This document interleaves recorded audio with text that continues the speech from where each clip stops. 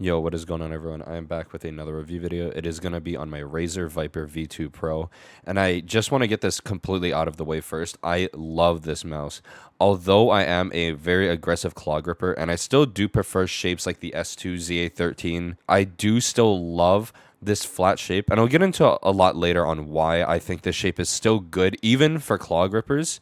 It's obviously going to cater more towards fingertip grippers, and that's perfectly fine. I still have been able to completely adjust to this mouse, and it honestly has not felt as big as I had initially thought it felt. In terms of very quick things to get out of the way, the coding is definitely going to be the worst thing on this mouse, in all honesty. The coding is really, really bad. It is basically the same exact thing as their Orochi V2, and it's really disappointing because the coding feels incredibly comfortable on your skin, but it does have that phonetic bolt effect where it is very slippery and offers honestly zero grip. Now that I actually have brought the bolt out, the mouse has slightly better coding than the V2 Pro, in all honesty. They're both still terrible coding, and I would highly recommend CorePad grips. I very meh on BTL after trying CorePad grips. CorePad grips are just way better in my opinion. Just keep getting those. But the main reason that this coding is really, really off-putting is because it is so comfortable. I love the texture. The feel of the mouse and hand feels so nice, but it offers zero grip, which is really unfortunate. I think my favorite coding is either going to be from Zowie or Endgame Gear or Vaxi. All three of those companies have probably the most premium coding I've ever felt on all of the mice that I reviewed so far. Something that's really important to also notice is that the Bolt has a very big back flare, so I've actually been able to get used to how bad this coding is by gripping my hand muscles all around here. It's not like a pincer grip. I'm just able to grip it a lot more aggressively with my thumb and ring and pinky finger over here. So the coating has not affected me nearly as much as the V2. The V2 does sometimes slip out. The back flare looks like it would be more aggressive, but in hand, it does not feel more aggressive at all. It feels very comfortable and very, very natural. And it is not a bad thing that it does not flare back that much, because honestly, if you're playing fingertip, I would not want it to flare back at all. And for fingertip, this mouse is incredible. Even though I've never used fingertip, I can just tell by just doing this slight motion that it would be incredibly comfortable. In terms of shape, everything I said in my initial impressions is pretty much still how I feel about the shape. I still love this shape, and it's still very easy and very comfortable to claw grip this mouse, although there is no back support. But pretty much the initial impressions will tell you everything about the shape from my perspective, from a claw gripper's perspective. If you fingertip, then you can just skip that video. Do watch it though, just because I said so. One thing that's actually really important for me is definitely going to be click feeling on mice. They really do inhibit the experience if the clicks are incredibly bad. I know in one of my previous reviews on a Cooler Master mouse, they had optical switches, but they had probably the worst clicks that I've ever used, and that is actually by itself what made that mouse completely unusable for me. However, for Razer, you definitely do not have to worry about their optical switches because these are incredible. These are easily the best optical switches I've ever tried. Honestly, it does slightly feel like their Viper Ultimate clicks, where it does feel a little bit weird bottoming out. These are much better than the SteelSeries opticals that I used, and much, much better than the Cooler Master opticals. These are easily the best optical switches I've ever used on any mouse that I've reviewed and any mouse that I own right now. Another thing that's actually really incredible also is going to be their scroll wheel. I love this scroll wheel. It feels very heavy, but every single step you can feel it's very, very defined tactile steps, which I love. And then the and like pressing it in, although it's like a heavy like scroll wheel effect, when you press it in, it feels so light and it feels so nice when you bottom out also. It's really incredible with what Razer have been able to do with the scroll wheel. One of my all-time favorite scroll wheels, the Bolt, is also going to be very similar to that feeling. The main difference is that the scroll wheel on the Viper V2 is going to be much thicker, which is a lot easier, especially with my small hands. It's a lot easier to notice when I'm actually using the scroll wheel. One thing that I actually have never really worried about was the battery life. I have had mice that do die mid-game, but this mouse has never died on me. I do just so happen to catch it when it's like 30-ish%. Charging it does take a little bit. I want to say to go from like 30 to 100%, it took me about 30 to 45 minutes, which is not really what I would like to see, I think the best charging experience I had was on my Superlight. That mouse charges incredibly fast, and the worst experience is probably going to be my Starlight. For some reason, that mouse just charges really slow, but it lasts me like 2 months, so I really could care less how long it takes to charge. Another thing that I've actually started to use in game is side buttons, so I'm actually able to talk about side buttons and if they are good or bad. And these side buttons are incredible.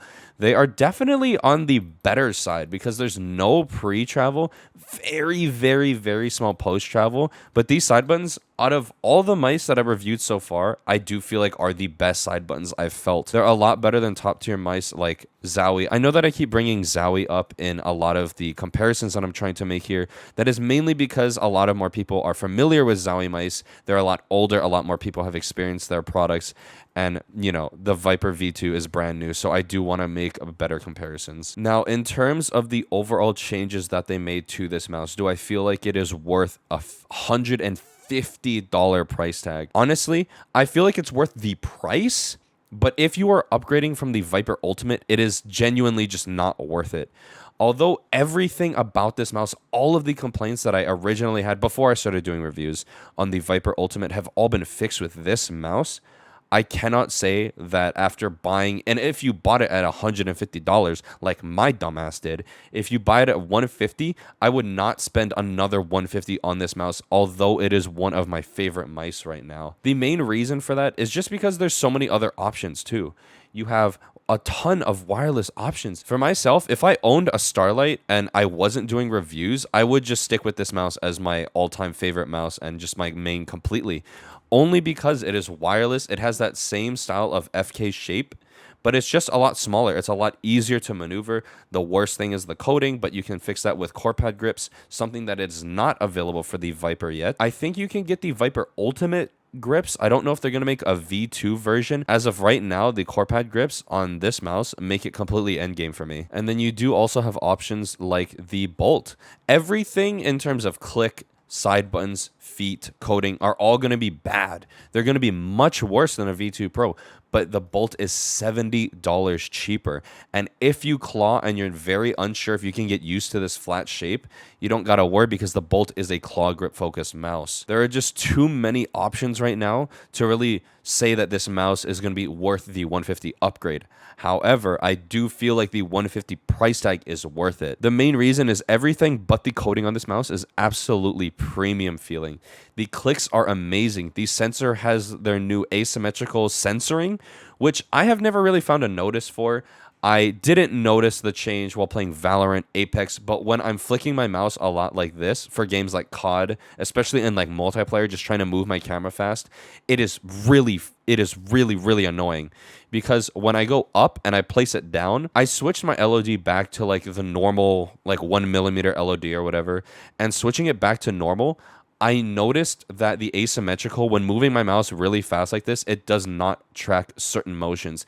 And that can be due to me putting it at the lowest setting when it comes down. If I had it on medium, it would probably track when I'm like up here. High is always going to be just too much for me. Anything above 1mm LOD is just going to be too much for me, honestly.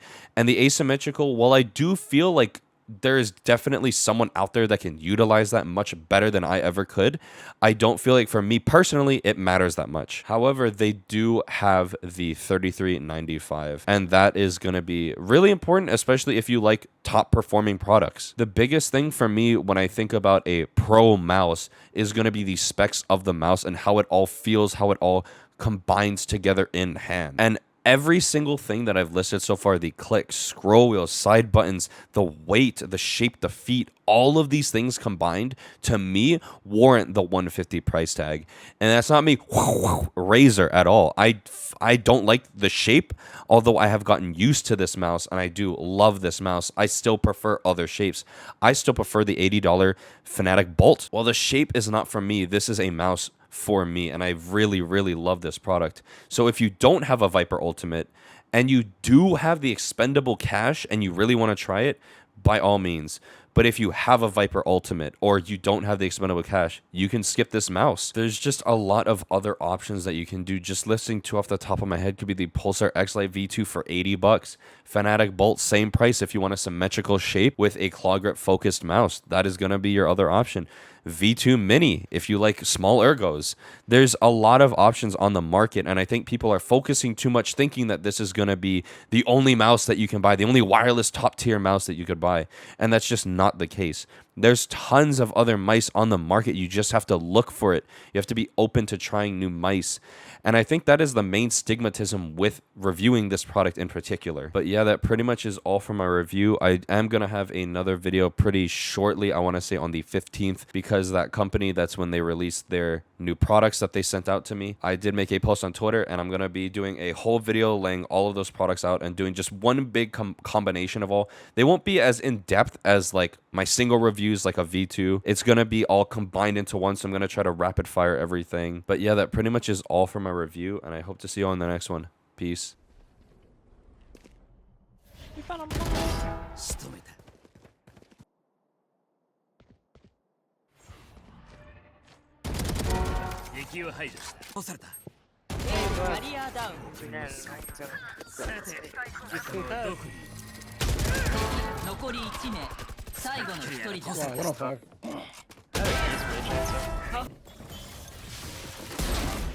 Damn. Tagged him for 101. So shoot him chest and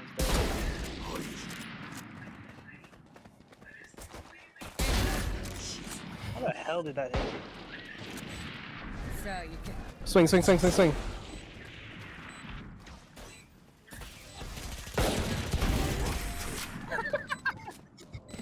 Hey, you just got abused like that.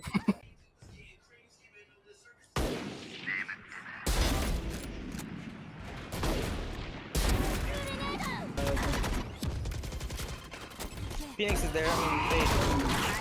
Oh wow.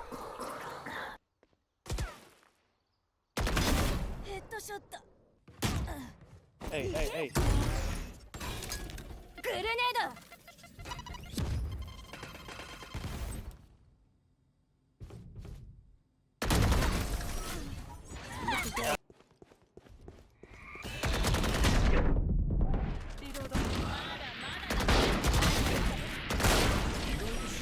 Wow. Did you do that? 戻ったぜ。行くぜ。俺ならここだ。 It's like a morning sign, not a... 間抜け。 No idea she ulted. じゃあな。 Two on site, one on B. Good flash. Really bad. 残り1名。俺がやる。切り開く。チャージ切れだ。で、戻ったぜ。 Left, left, left. You're better. God, Sam. リロード。